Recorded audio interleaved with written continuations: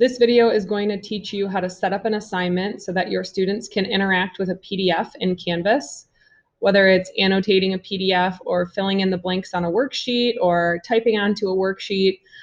This Canvas function will allow your students to actually type onto a PDF and submit it so that you can see what they wrote. So I'm going to walk you through both the student side and the teacher side. I'm going to show you how to set up your assignment with the directions that the students need to know and then what the students see. And then I'll show you from a teaching standpoint how you'll be able to grade this and view it in SpeedGrader.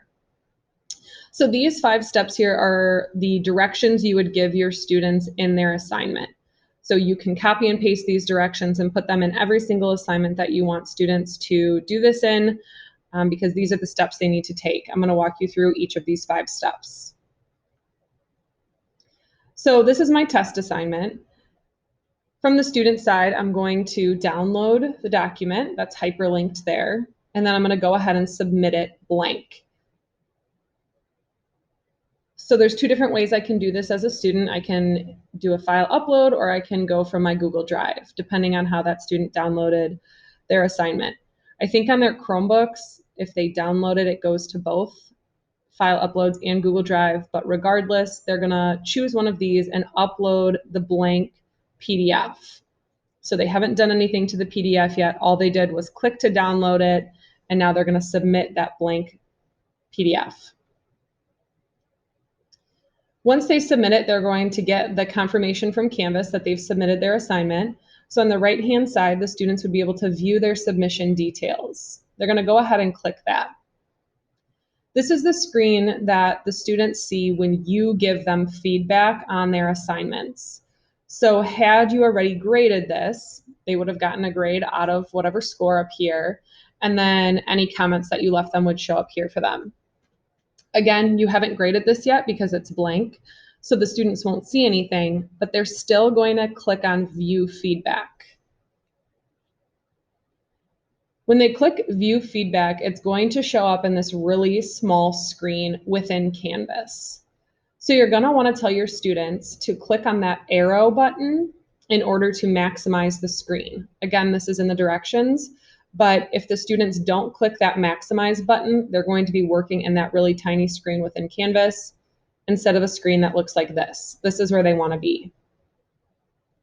So now that they've maximized the screen, they can see the entire document and they can see their entire toolbar at the top, all of the different functions that they can use to annotate or write in this document.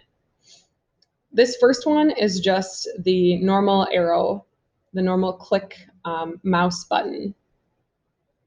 The next one is a little pinpoint that the students can add in the document anywhere they want to draw their attention to that point. So if they want to click on this number 1 here, they can leave a pinpoint and it'll pop open a text box over here to leave a comment in. I'll show you an example in a second. The next one is a highlighting tool, so the students can actually highlight the text and then leave a comment. The next is just a text box. So this is what I was talking about. If you have a document that you have like questions where you want students to answer them, or if you have like a fill in the blank type worksheet, they can use this text box and actually type directly onto the document using that text box. The next is a strike through, so the students can cross out text. The next is a drawing tool, so the students could draw symbols, they could circle things, they could box things, they could, like I said, they could draw symbols. I know that's super common with annotating. You have different symbols for different things you can draw with this function. And then the last is a box. So you can draw a box around anything, and then again, it opens up the comment function in order to leave a comment on that box that you created. So once the students actually do this, it's going to look something like this. So I just used the highlighting tool. It pops up at the top with the different colors that the students can highlight in. But then you'll notice I highlighted these sentences and I left my comments over here. So each sentence that is highlighted has this dotted line that goes over to the comment that I left. And all of these, if I hover over them, that line will pop up for me as the student, but then also in SpeedGrader as the teacher, I'll be able to see exactly what that comment relates to.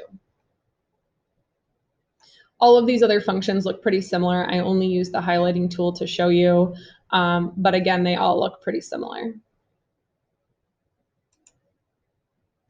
So now from the student side, they can minimize their screen again by clicking on the arrow button up here at the top. This is going to take them down to minimize and bring it back to look like this.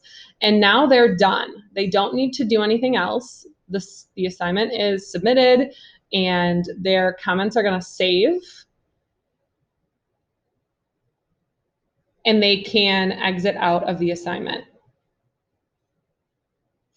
So now when you go through on the teacher side, you're going to go ahead and open up the assignment in SpeedGrader. Just like normal, whenever you're grading something in SpeedGrader, you're going to view each student's submission. And then you can give feedback in a couple different ways. One, you can actually interact with the PDF as well. So on each of the comments that the students wrote, you can leave them a reply. You can reply to them. Otherwise, you can also use any of those editing tools at the top that I walked you through in the student side to leave them feedback or to draw their attention to something that maybe they missed.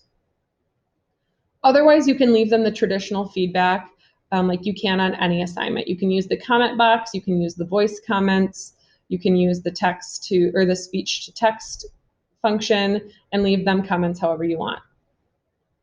But in SpeedGrader, this is how it's going to look. So my test student, this is what the comments were. It was submitted like this. So when I open it up, I can see all of those different comments that the student left and the highlighting. So again, over here, I could just leave some blanket statements if I wanted. I could say good job or whatever. I can grade it and then submit those comments. Otherwise, I can actually reply to my student. So here you'll see that I actually press the reply button and reply to the student. It minimizes it, so it puts it behind the student annotation. So I had replied to this one also. If the student clicks on the reply, my comment will pop up for him here. But also, I can use any of these functions in the toolbar at the top to also leave comments for the student. So again, you can have your students annotate PDFs this way. You can have your students interact with a worksheet that you only have a PDF copy of. But it's just another way for the students to submit in Canvas. I know for English teachers, we've been having students take pictures of their annotations and submit them, and sometimes it's super blurry.